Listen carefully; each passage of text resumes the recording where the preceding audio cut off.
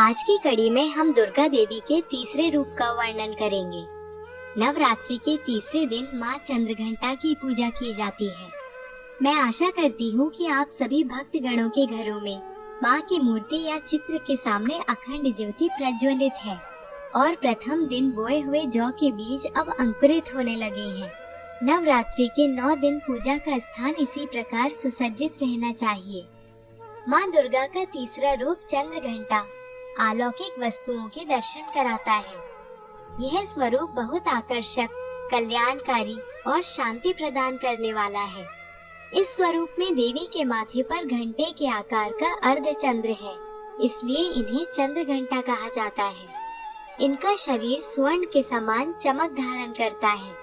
माँ चंद्रघंटा के 10 हाथ हैं, जिनमें अनेक अस्त्र शस्त्र सुशोभित है। उनका वाहन सिंह है। देवी के मस्तिष्क पर सुसज्जित घंटे की भयंकर ध्वनि राक्षसों और असुरों को भयभीत करती है। मान्यता है कि यदि माँ चंद्रघंटा की पूर्ण विधि विधान से पूजा अर्चना की जाए तो यश और सम्मान की प्राप्ति होती है। देवी चंद्रघंटा कष्टों से मुक्ति दिलाने वाली और हृदय रोग निवारक है। यह भी कहा जाता है कि माता चंद्रघंटा की आराधना से भक्तों को पिछले जन्मों के भी पापों से मुक्ति मिलती है। इन देवी की पूजा करने से साधकों को अलौकिक वस्तुओं और दिव्य सुगंधों का अनुभव होता है, परंतु इस प्रकार के अनुभव केवल शुद्ध और तपस्वी साधकों को ही होते हैं। इसलिए स्वच्छ शरीर और पवित्र मन और हृदय से देवी की आराधना कर माँ से आशीर्वाद प्राप्त करना चाहिए।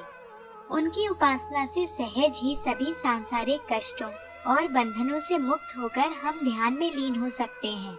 चंद्रघंटा की आराधना मणिपुर चक्र में ध्यान लगाकर की जाती है।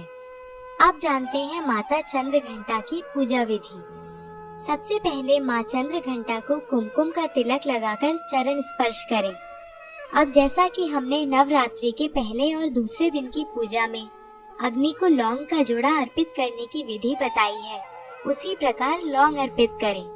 देवी को फल, पुष्प, मिष्ठान आदि अर्पित करें।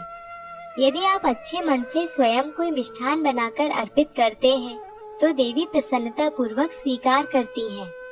प्रयास करें कि नवरात्रि में प्रतिदिन कुछ घर के बने हुए मिष्ठान का भोग लगाएं। अब दुर्गा सप्तशती के अध्याय का पाठ करें और देवी का कवच पढ़कर चंद्रघंटा बीज मंत्र का उच्चारण करें।